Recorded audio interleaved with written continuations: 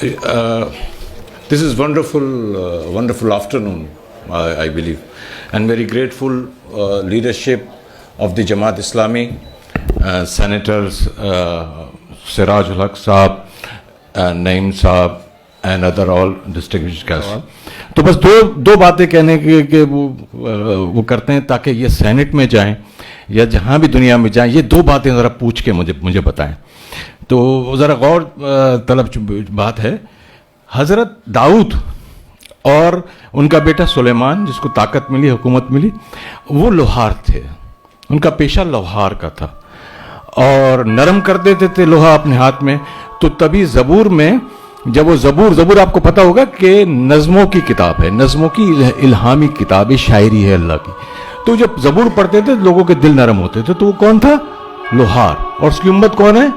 यहूदी.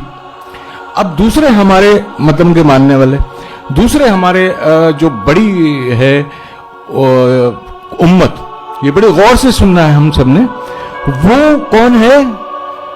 ईसाई.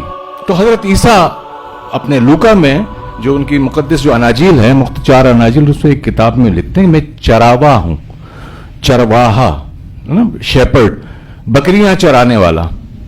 वो अपना ये टाइटल बताते हैं. तो यहूदी की उम्मत, मतलब लोहार की उम्मत, चरावे की उम्मत. आका अलैहिस्सलाम कौन है? वो क्या कहते हैं अपने आप को? बुखारी की दूसरी या शायद तीसरी जिल्द में फरमाते हैं कि मुझे उस्ताद बनाया, मौल्लिम. मतलब उनका काम टीचिंग था, टीचिंग करते थे, उनका काम टीचिंग था.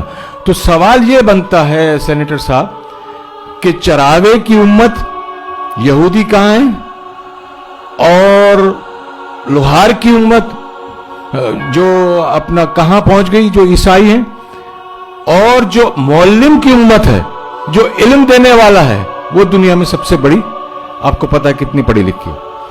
तो ये मौल्लिम के साथ ज्यादती क्यों हुई? और बस आखिरी दूसरा सवाल जो आप कहीं कर दीजिएगा, अगर जवाब मिल जाए. सादिक और अमीन, ये 2 नामों से काफर भी जानते थे, इज्जत करते थे.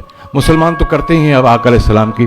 सिर्फ ये पूछना है कि सच्चे की उम्मत इतनी झूठी क्यों है और अमीन की उम्मत इतनी चोर क्यों है?